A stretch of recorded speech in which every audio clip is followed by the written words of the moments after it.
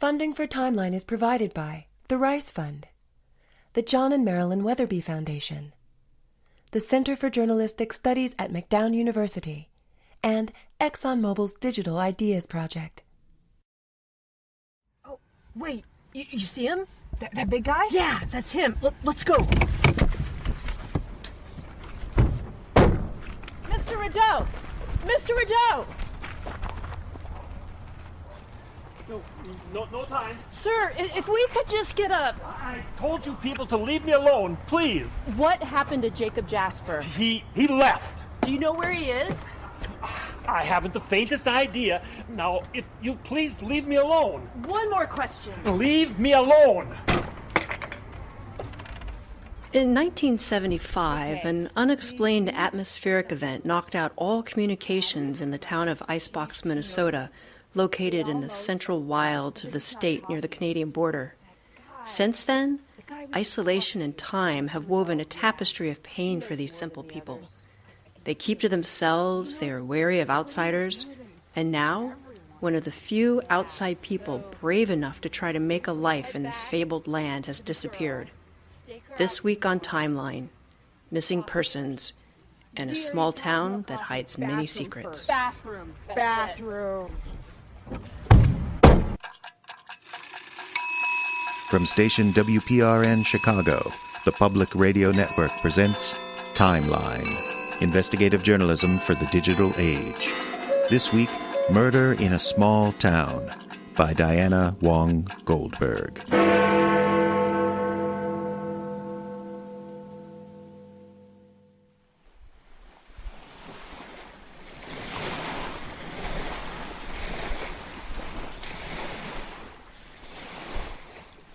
I first heard about Icebox, Minnesota 10 years ago, a fabled small town so isolated that not even TV waves can penetrate the dark, mythic North Woods that surround it.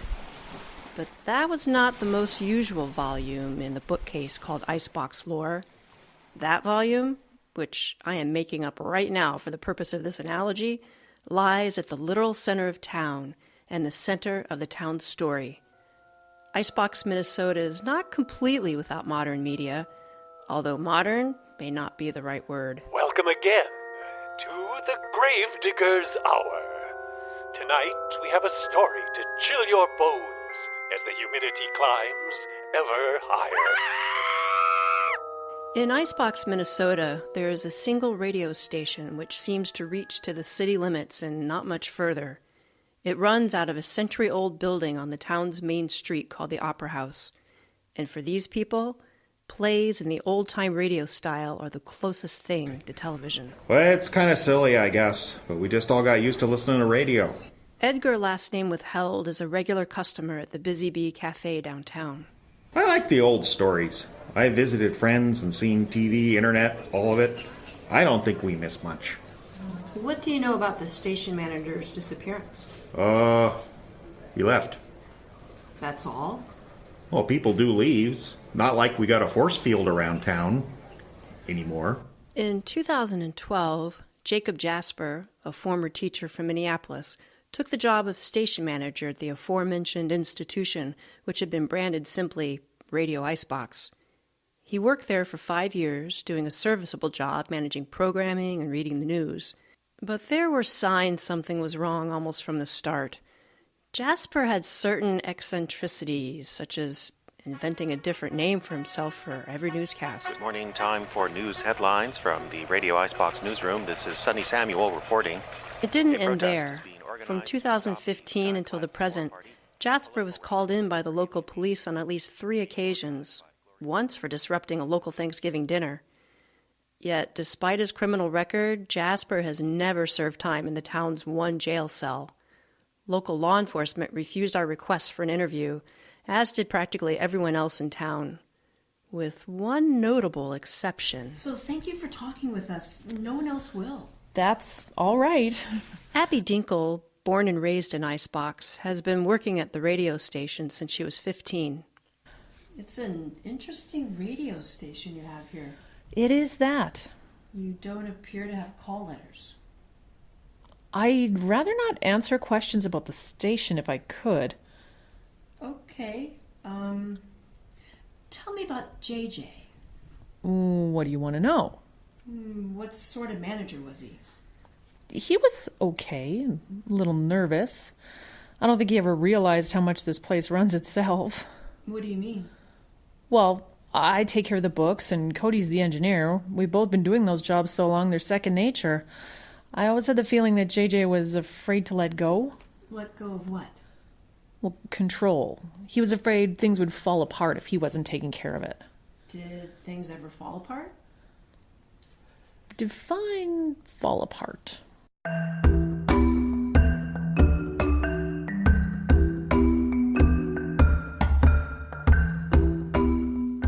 In May of 2017, something happened in the town of Icebox that no one involved is willing to talk about yet.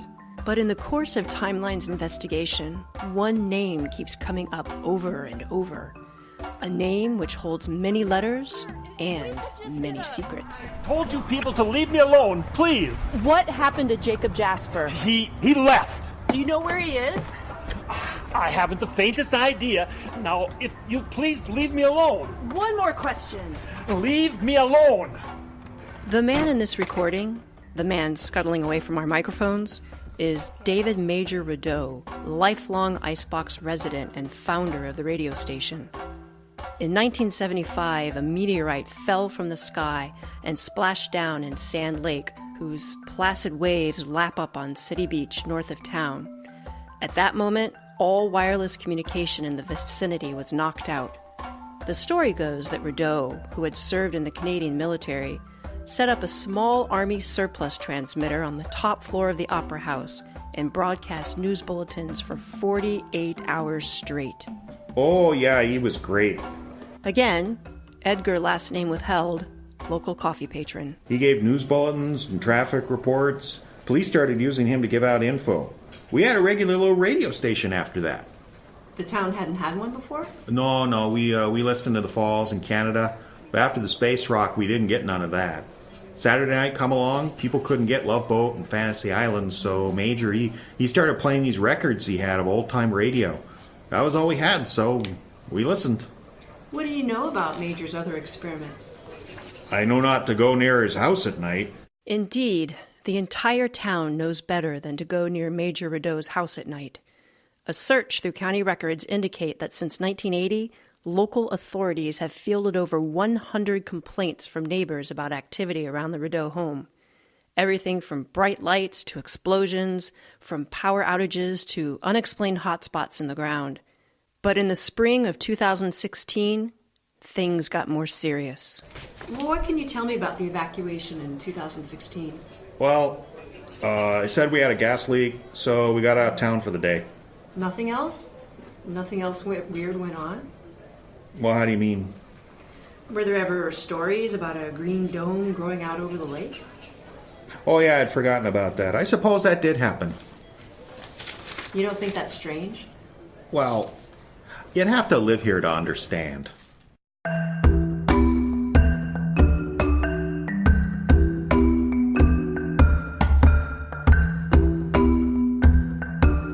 You'd have to live here to understand. This sentiment, more than any other, represents the attitude of the residents of Icebox, Minnesota. On its face, this attitude is rustic, even charming. But beneath that face lies a bone structure of deceit and deception in which anything, even murder, is covered up in service to the placid, peaceful face the town of Icebox wishes to show the outside world.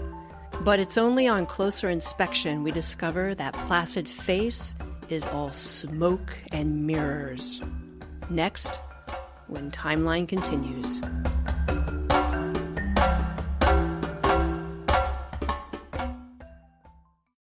Pay restaurant prices, but do the cooking yourself with Blue Apron.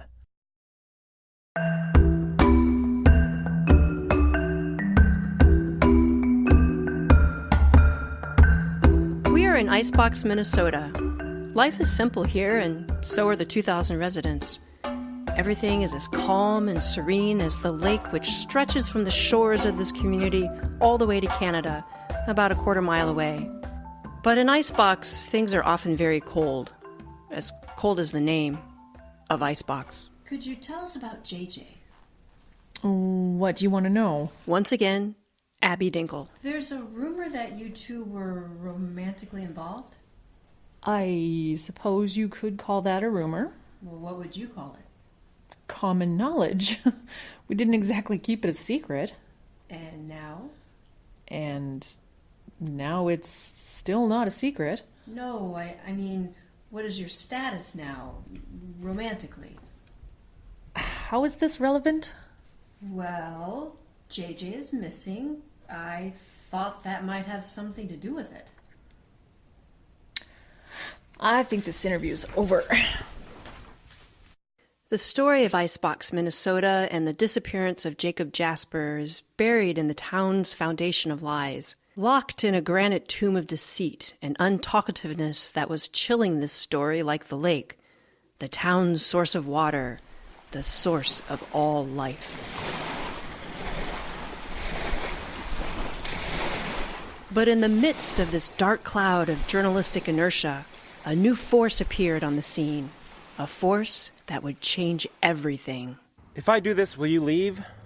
Cody Johns Rideau is Icebox, Minnesota's radio engineer. Apparently self-taught, Rideau, who also happens to be Major Rideau's grandson, agreed to talk with us. Cody Rideau worked with Jacob Jasper for 5 years. He was at the center of every controversy that surrounded the man, including the mysterious Thanksgiving dinner of 2015. Sources inside the radio station told us we would never get an interview with Cody. They were wrong. Do you promise? Of course. All right. What do you want to know? When did you last see Jacob Jasper? Oh, let's see. I think that must have been last May. Was it here at work? Yeah, just a normal day. You seem distracted. Is everything okay? I'm fine. So a normal day. He did the news. He did the news, cut a few announcements. He recorded a commercial for Woody. That's a local guide service? Yes. What was his mood that day? Distracted, I suppose? He'd been distracted for a few days. We'd been under a lot of stress. Why? It's always stressful in radio. There's always stuff broken, never enough money to fix everything, stuff like that. Oh, I understand. What else happened that day? Well, JJ had called a meeting. A meeting? Yes, he wanted everyone to be there, said he'd had some kind of announcement. It all sounded pretty serious. And was it here, the meeting? No, he wanted it to happen at my grandfather's workshop. Why? It had to do with an experiment Grandpa was doing. He was just messing around with this new translator, and JJ was worried. What about? I think he was worried that we might get in trouble. He was always concerned the FCC would find out about the station and shut us down. I assume you know we're a pirate broadcast. We worked that out, but it is good to have it confirmed. Oh. Tell me about this meeting. He called us all together, everyone but Abby and Barb. Barb Oleander was a playwright and regular contributor to Radio Icebox. What happened? Well, not much. He came into Grandpa's workshop, urged us to abandon the experiment. Grandpa agreed, said it was too dangerous. That was that. That was it? Okay. What happened next? Well, the next day there was a message on the station voicemail. He said he was leaving. That was it. Did he leave contact numbers, a way for you to reach him? No. We've done a little searching, but no luck. We don't know where he is. It was a phone message, you said? Right. It was the last we heard from him. That was 6 months ago.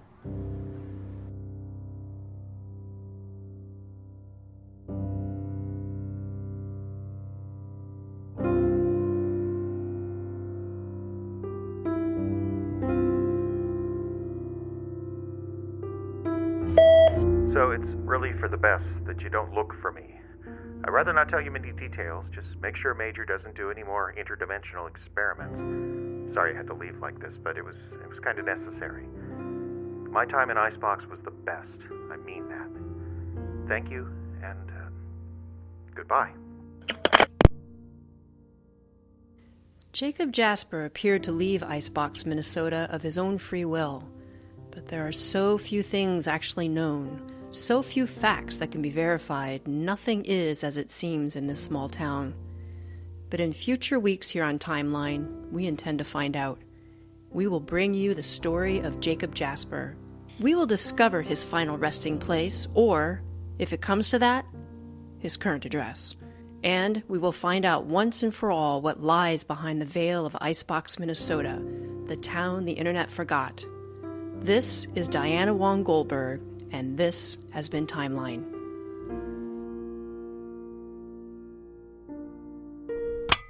Got it? Got it. Sounds good. Phew, I need a drink. Cody, thank you so much for letting us use the studio. I'm going to get back to the hotel and get to work on this. Oh, come on. Have a drink with me. I never imbibe. You know that, Diana. Can't blame a girl for asking.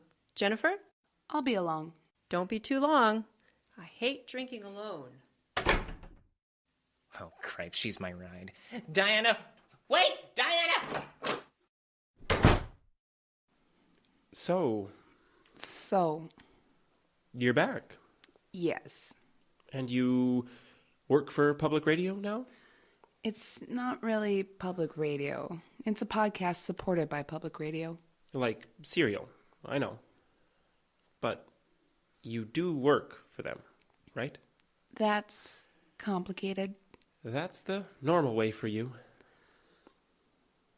You want to maybe try and explain it to me? Can I explain it to you over dinner? One thing. Do I need to worry about them uncovering, well, any of it?